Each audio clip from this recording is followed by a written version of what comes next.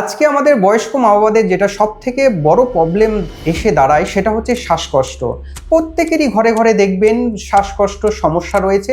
এই শ্বাসকষ্টটা কেন, কি কারণে হচ্ছে? সেটা কি ফুসফুসের কারণে হচ্ছে, নাকি হার্ট রিলেটেড কোনো সমস্যা রয়েছে, নাকি অন্য কোনো সমস্যা?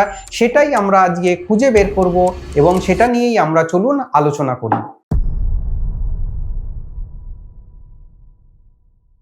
নমস্কার সবাইকে, আমি ডক্টর পার্থ মণ্ডল। আমি একজন জেডিয়াট্রিক মেডিসিন ডাক্তার। আমি অ্যাটাচ আছি নেফ্রো কেয়ার ইন্ডিয়া শ্যামবাজার ইউনিটের সাথে। শ্বাসকষ্ট বা হাঁপানি আমাদের একটা বড় সমস্যা। শুধু আমার বয়স্ক মা বাবা নয়, ইয়াং জেনারেশনের ক্ষেত্রেও দেখা যায়। যেহেতু আমি বয়স্কদের ডাক্তার, তাই আমি বয়স্ক মা বাবার কথা নিয়েই বলছি। এই যে হাঁপানি জিনিসটা বয়স বাড়ার সাথে সাথে বাড়ছে। কেন বাড়ছে? প্রবলেম থাকতে পারে হার্টে, প্রবলেম থাকতে পারে লাংসে, প্রবলেম থাকতে পারে মাসেলসে, চেস্ট ওয়ালের।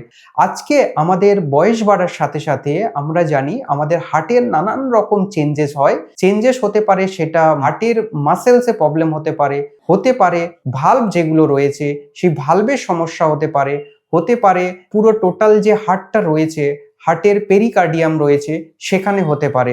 এরপরে কি হয়, আমাদের হার্টের সমস্যার জন্য কিন্তু শ্বাসকষ্ট হয়।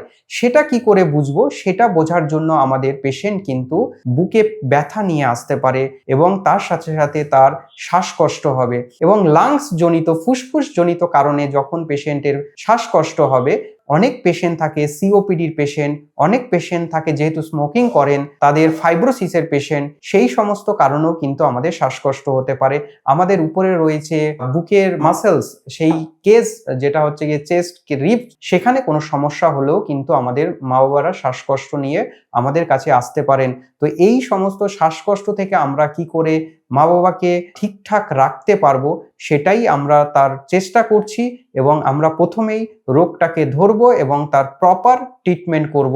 তাহলেই কিন্তু আমার মা বাবা অনেকটা ভালো থাকবেন এবং এই শ্বাসকষ্টের সমস্যা থেকে কিন্তু ওনারা সমাধান পাবেন। যদি আমাদের ফুসফুস রিলেটেড কোনো সমস্যা থেকে থাকে, আমাদের রেগুলার এক্সারসাইজ, আমাদের হচ্ছে ব্রিদিং এক্সারসাইজ, আমরা যতটা হালকা ওয়েট তুলতে পারি সেটা নিয়ে আমরা যদি এক্সারসাইজ করি, আমরা যোগা করি, মেডিটেশন করি, তাহলে কিন্তু আমরা ফুসফুসের অনেক বড় সমস্যা থেকে নিজেদের বের করে নিয়ে আসতে পারবো। আপনাদের যদি কোনো প্রশ্ন থাকে তাহলে আপনারা আমার এই ভিডিওর নিচে ডেসক্রিপশন লিঙ্কে গিয়ে ক্লিক করুন এবং সেখানে আপনাদের প্রশ্ন আপনারা জানিয়ে দিন।